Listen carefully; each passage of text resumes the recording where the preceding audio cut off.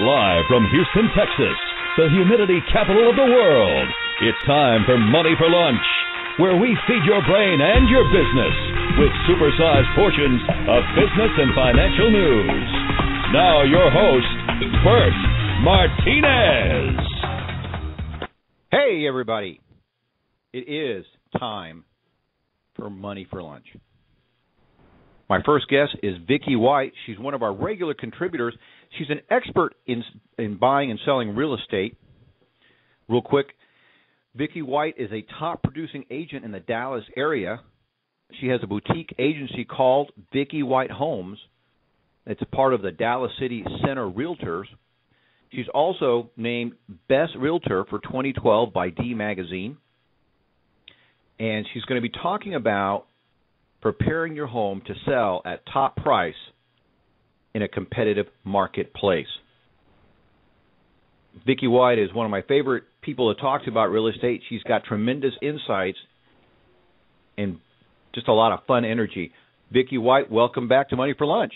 Well, hi, Bert. How was your holiday? Oh, it was wonderful. How was yours? Just great. Awesome. It's kind of tough to come back, actually, and get back to work. Back into reality, right? Yes. Got to happen.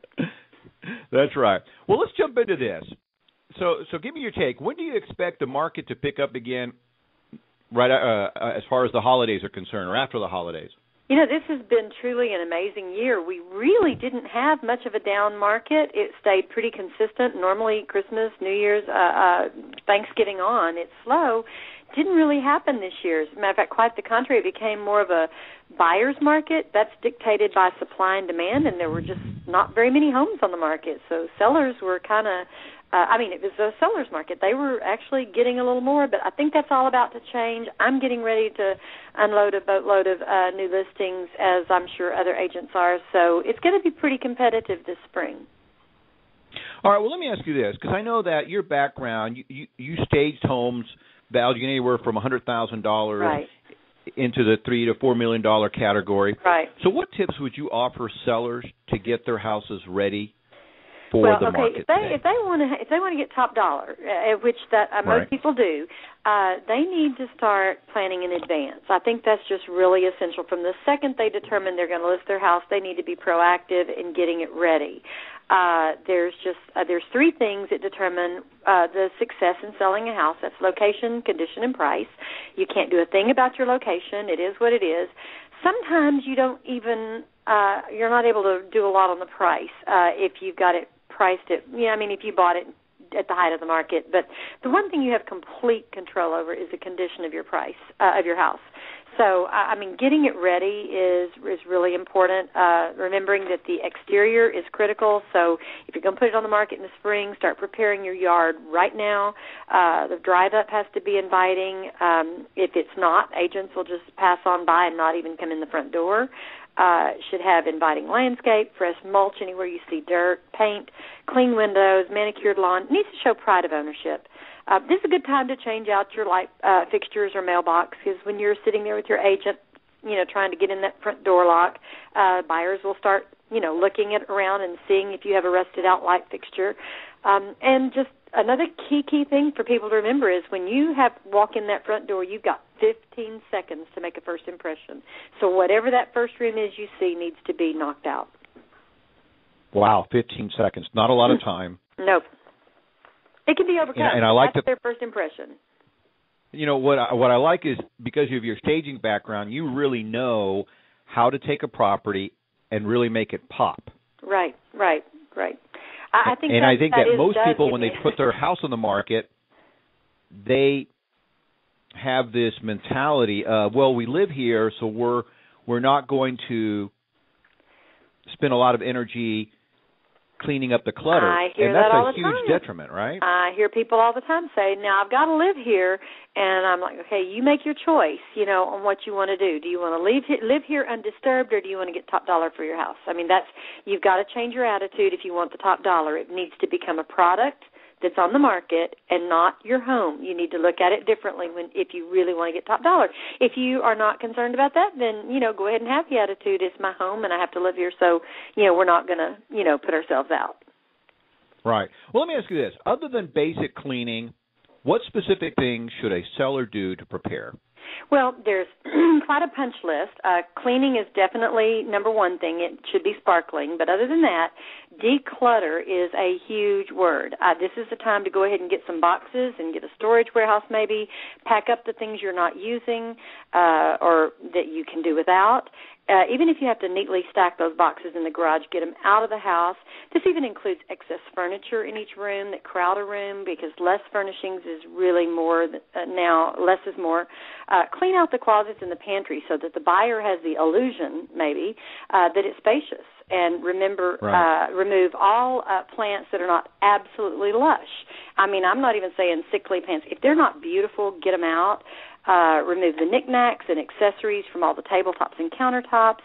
Heaven forbid, remove the magnets from the refrigerator. Anything you have taped to your refrigerator, get it off. Remove collections. You want people to focus on the house. Remove your personal mementos and family pictures. I mean, these are things that help people think it's your house and not theirs. You need to remove religious or political items if they are in abundance. You don't want somebody to be turned off immediately. Again, windows, all glass should sparkle, higher wattage light bulbs to make it bright, curtains open, blinds open. A very key thing is remove any offensive odors. If you've got a cat or a dog that's caused an odor problem, get out that bleach, get it cleaned, and use an air freshener device if necessary. That's the first thing a buyer will notice. Those are just a few. You know, it's funny you should say that, and I'm going to add a follow-up to that tip is, if you think your house doesn't have an offensive odor, get somebody to come in and do a walkthrough. Now, that's a great idea.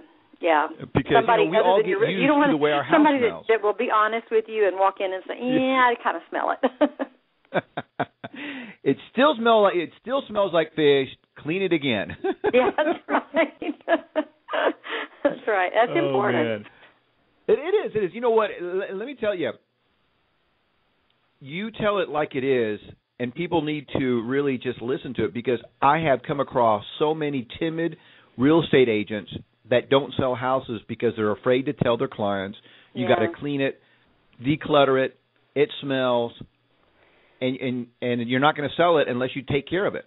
You know, it's just an agent's obligation. I mean, if you've got an agent that is saying, oh, no, it's fine, that's not giving you any tips. I mean, that's something I do before every listing is go through. And, of course, I do have a staging background, but I do go through the listings with my sellers, and I take a notebook, and then I summarize it and send it in an email. You need to remove this. You need to change that light fixture. You need to fix that plug. I tell it like it is. I mean, that's the only way you're going to really be doing your job. No, I love it. All right, let me ask you this. If a house is looking somewhat tired and outdated, what are the best things to do to get the most bang for the buck in updating to help it get ready to be sold?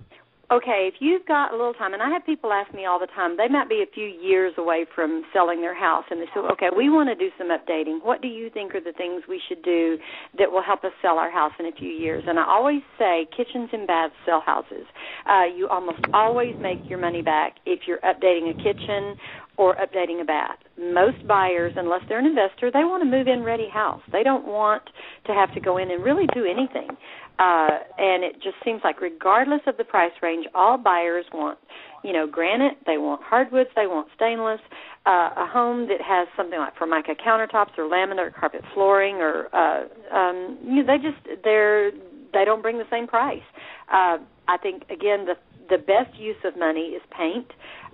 Keeping the palette neutral. If you've got a whole bunch of different colored rooms, or maybe you've got some scratched up walls, if you put in a fresh coat of what we call builder beige, I mean, it's just a neutral tan color that everybody likes with crisp white trim.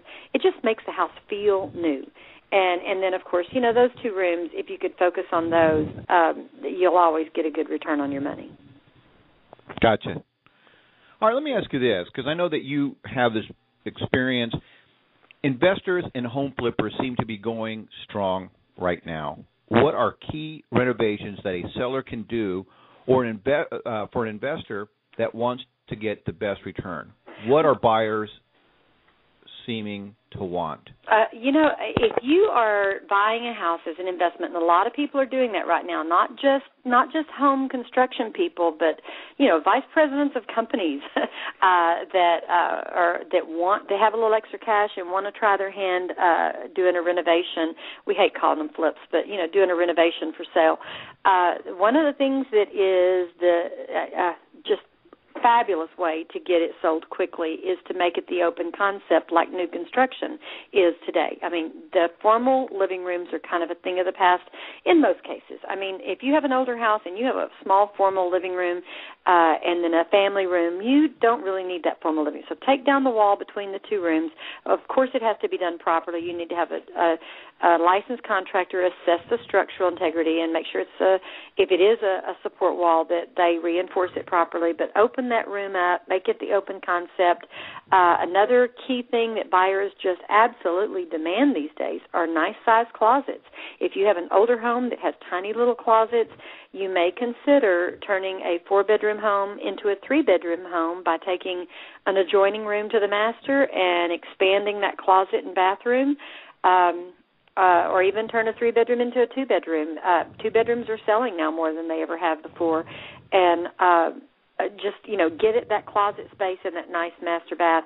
That's something that, somebody goes in full guns and does a major renovation. But the house across the alley from me sold above market value to the first person that walked in the door because they were so wowed by the open concept and all the updates in such an older home. I like that. You know what? And I've seen that before. And you're right, people pay for that perfect bathroom, especially those perfect big closets. There's nothing you take to two me houses more exciting. side by side. What's that? You take two houses side by side of the same vintage, and the one that's the people will pay a whole lot more for one that has those things. Yeah, absolutely. Let me ask you this. Okay, we've talked about kitchens and baths and even closets, and I think that's a great tip. But let me ask you this. As far as investments go, what about swimming pools? Well, not really so much. I will tell you, I have several buyers who have on their criteria that they want a pool, and that is a criteria, and they won't look at anything without a pool. But having a pool simply helps you sell your house. The reason these people want a pool going in is because they know if they have to put one in, it's going to cost them way, way more. You only get a fraction of your value back from a pool. Honestly, if you pay $40,000 for a pool, you might get $8,000 or $10,000 credit for owning that pool. That's it. So people, buyers basically get it free. So that's why they want it.